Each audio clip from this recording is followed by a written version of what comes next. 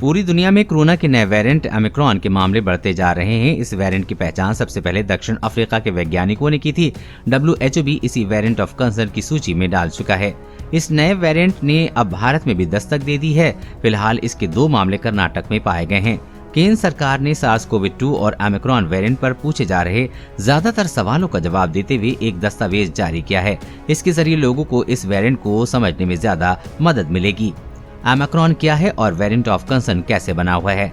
Omicron SARS-CoV-2 का नया variant है जो हाल ही में दक्षिण अफ्रीका में पाया गया था। 24 नवंबर को इसे B11529 या ओमिक्रॉन नाम दिया गया।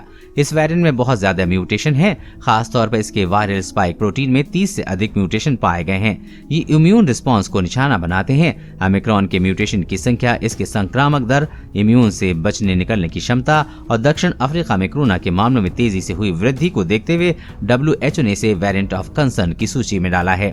क्या तीसरी लहर आने की संभावना है? दक्षिण अफ्रीका में ओमिक्रॉन के मामले तेजी से बढ़ रहे हैं और इस वेरिएंट की विशेषताओं को देखते हुए इस बात का ज्यादा अंदाजा लगाया जा सकता है कि भारत समेत ज्यादातर देशों में इसके फैलने की संभावना है। ये किस पैमाने पर बढ़ेगा और इस बीमारी की गंभीरता कितनी होगी अभी भी स्पष्ट नहीं है। हालांकि भारत में वैक्सीनेशन की तेज गति, डेल्टा से ज्यादा संक्रमितों को मिली सीरो पॉजिटिविटी को देखते हुए इस वेरिएंट के कम गंभीर होने का अनुमान लगाया जा रहा है। वैज्ञानिक अभी भी इसके बारे में साक्ष्य जुटा रहे हैं। क्या RT-PCR से ओमिक्रॉन का पता लगाया जा सकता है? SARS-CoV-2 वेरिएंट की पहचान करने में RT-PCR को सबसे प्रभावी माना जाता रहा है, जिसके जरिए वायरस में विशिष्ट जीन का पता लगाया जा सकता है, जैसे कि स्पाइक, एनवेलप और न्यूक्लियोकैप्सिड से वायरस की पहचान की जा सकती है। जहां तक ओमिक्रॉन की बात है, इसमें S जीन में बहुत ज्यादा म्यूटेशन हुए। कई नतीजों से संकेत मिले हैं कि ओमिक्रॉन में S जीन अनुपस्थित है। S जीन की गैर मौजूदगी और अन्य वायरल जीन्स की पहचान करके ओमिक्रॉन का पता लगाया जा सकता है। हालांकि ओमिक्रॉन वेरिएंट के अंतिम निष्कर्ष पर पहुंचने के लिए जीनोम सीक्वेंसिंग जरूरी है। वेरिएंट ऑफ कंसर्न को लेकर हमें कितना चिंतित होना चाहिए? WHO किसी भी वेरिएंट को वेरिएंट ऑफ कंसर्न कुछ खास बातों का मूल्यांकन करने की बात करता है, जैसे कि जब से ये तेजी से फैल रहा हो।